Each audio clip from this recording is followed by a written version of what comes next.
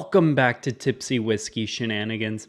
I'm Steven, and tonight, whenever the heck you're watching this, we are getting into a list of consistently quality single barrel picks, no matter what store picks them. But before we do that, please do me that favor. Like, comment, subscribe. Helps us out a ton, and we seriously appreciate the support.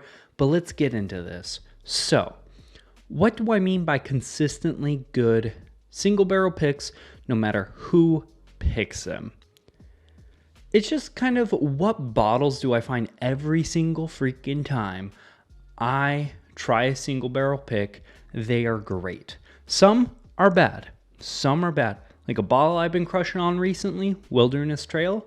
I had a single barrel pick of them about 2 years ago. Nothing but nuts. It was heinous. Sometimes when you go out and you try a single barrel pick, sometimes they're good, sometimes they're bad. You know, who's picking them? Do I vibe with their flavor profile? So today I'm bringing a list of picks that are consistently good no matter who picks them. Just what brand, for some reason, always has fan-freaking-tastic picks no matter what store. I've tried multiple bottles from same stores, multiple bottles from different stores, and I still like every single pick I've had to try from them. So to kick it off, we're gonna go with the easy one. The easy one in my opinion, because there's a lot of single barrels with their juice in it, and it's incredible every time. Jepson's. Just kidding. Nope, not Jepson's. MGP. So this is one of the newer MGP single barrels I have, Rasp and Squib, if you'll call it that. This is a cognac finish one from Storytime. It's a Jepson's bourbon, but it's honestly just MGP. And I don't love the fact that MGP single barrels are everywhere because I like to see new things. I like to see things changing, but I have to admit, it's everywhere for a reason. They're all fantastic picks no matter what. Like, they're great for the price and they're just great juice. MGP, like Nulu, MGP. A lot of the MGP out there is around like $60 to $70 mark, and it's well worth the money. Well worth the money. Great stuff. It's usually around like 5 to 6 years old, and their 5 to 6 year old single barrels are just freaking crushable. And then coming up, something with a lot more age on their single barrels, Knob Creek. Love these things. These, hands down, one of my favorites. So there's single barrels out there that are non-picks, and there's single barrels out there that are picks. These are some of the few that you have to get the picks. All the picks are up here. The normal single barrels, about here. Still good, but picks here. Normal here. Picks here. Normal here. So the picks are incredible. This is one of the old ones, the oldie goldie ones. This is a 14-year-old pick. You're not going to find something like this anymore. You're going to find something more around like 9, maybe 10, maybe 8. But they're all incredible for that. It's that Jim Beam nutty flavor profile, but it's usually done really, really well, especially if it's a pick. So those I've yet to have a single bad pick from. They're all that 120 proof, 8 to 10 years old. And they're roughly around like 50 to 60, maybe 70 with, you know, the way prices are going. But honestly, they're a buy at 70. They're a buy at 70 almost every single one I've tried. Like, I haven't had a bad one at all. And then coming up next, another one that's very, very similar. And I actually don't have a single barrel pick of it at the moment because I just recently killed mine. Russell's Single Barrel. This is one of the normal single barrels, or at least I think so, or it's an old one. I'm not sure. I got it at Bevmo a hot minute ago. Their normal single barrels are good, just like the Knob Creek. That being said, the single barrel picks here. Normal, here. Single barrel picks, here. I don't know what it is, if they just like allocate the incredible barrels to all the picks, but they're all great. They're usually, now they're getting up in price. They're now around like 70, 80 bucks, unfortunately, which sucks, but it's 110 proof, around 10-year-old usually, wild turkey juice. And it's amazing, amazing, amazing, amazing. I've had a 13-year-old Russell's pick that blew my mind. I bought like 3 of them. And for me, that's a lot. I don't usually buy multiples of every single bottle because I don't have that much money, but it was incredible. So I I blew my entire whiskey budget for the month on one freaking bottle because it was so good. Then up next, moving away from bourbons, we're getting into ryes a little bit. What are some ryes that are consistently fan-freaking-tastic? Sagamore Spirits. You never saw this one come in. Sagamore Spirits ryes. These are the shit. These are usually around, let me see, I think they're around, 110 proof, and they're usually around 6 to 8 years old. You can see on the tag right here, I have a few 7s. I have one 6. The 7s are much better than the 6, but these are a blend of their own juice, I believe, and MGP rye juice, bottled at 110 proof with an age statement of 7 years old, and they're fantastic. I love this stuff. These bottles are amazing. The normal Sagamore cask strength, just like the single barrel. Here. Picks here. With these, I have had quite a few different bottles, different flavor profiles, so that's been a lot of fun. I've had some that have been really, really like bourbon drinkers ryes, and then I've had some that are like rye, where it's like, that's rye. Those are the ones I love. The ones where it's like rye punch. It's like, hey, I'm a rye and I'm here to party. Let's go. 95.5 rye, baby. But that being said, despite if it's a bourbon drinker's rye or a rye drinker's rye, they're all awesome. So especially if you're a fan of rye, like if you're a bourbon drinker, you might not love all the picks you get because, again, some of them are bourbon drinkers rye and some of them are rye drinkers ryes. But from me, a rye drinker's perspective, they're all fantastic, amazing. And then coming up next, the last rye on the list, but one that I've had probably the most picks out of any, but I've also had one that was heinous out of all of them. I've had like 10, 9 out of 10 were amazing. 1 out of 10, terrible. And I'll explain why. That is High West Double Rye Picks.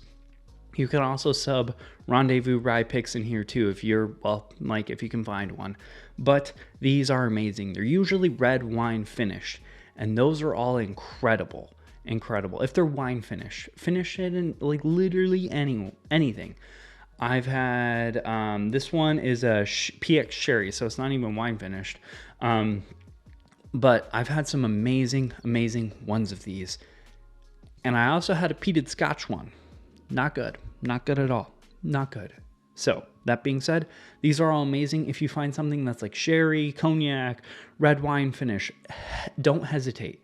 Just pick it up. This is very similar. I know it's High West Midwinter Night's Dram. Why was that hard to say? Midwinter Night's Dram is like the Rendezvous rye that's finished in something else. I totally can't think right now. But either which way, this is like the little brother to that kind of stuff. But where those are like 120, 130 now, these are still like 50, 60 bucks. 50, 60 bucks. Hands down, throw my wallet at them.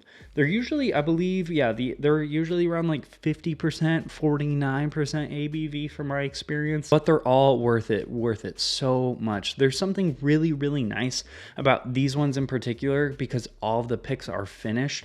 That plays a really nice dance between that spicy herbaceousness of the, their blend of their rye and then their 95.5 rye from MGP.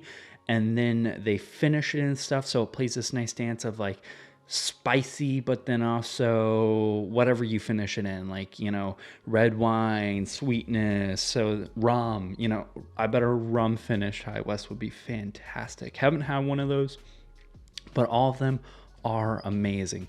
I mean, just bring it back to Sagamore. I've had a few of their like most recent blends that were finished. There's something about finishing ryes that are amazing, and all High West are finished.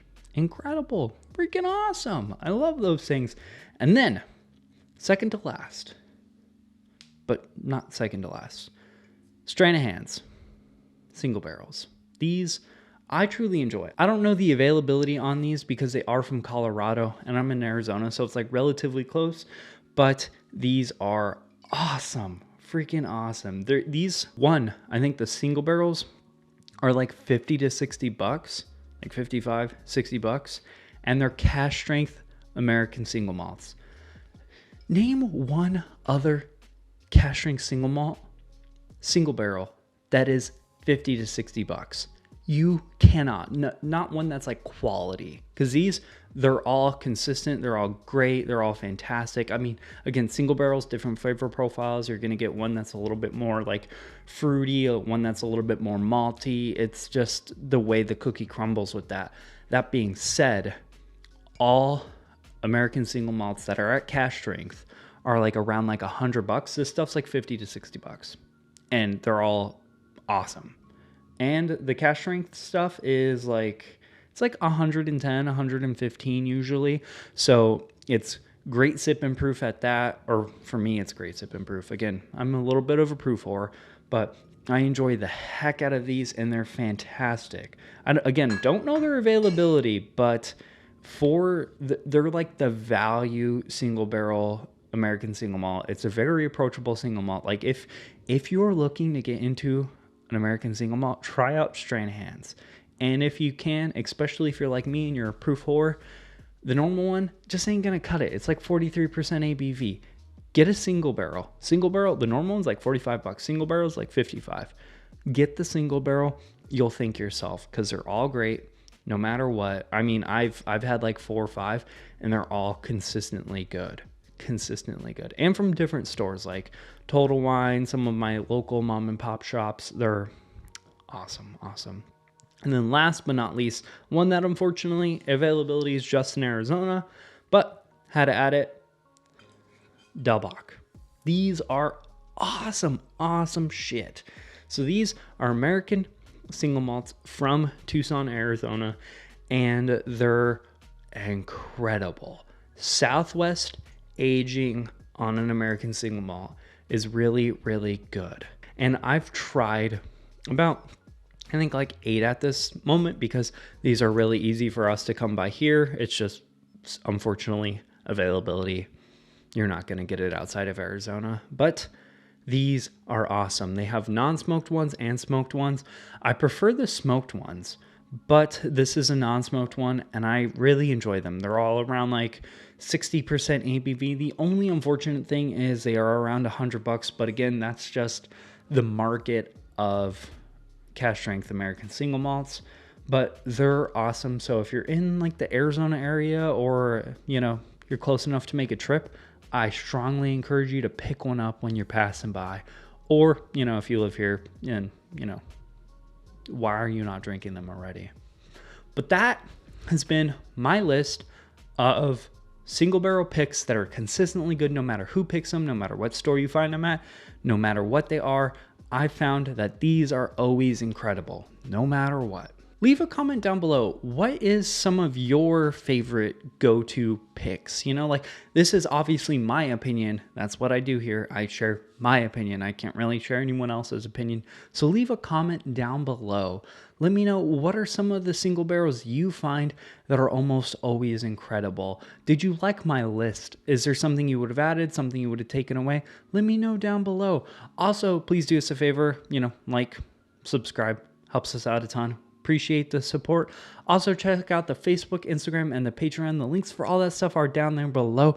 That's a wrap for this video, folks. Cheers. We'll see you later.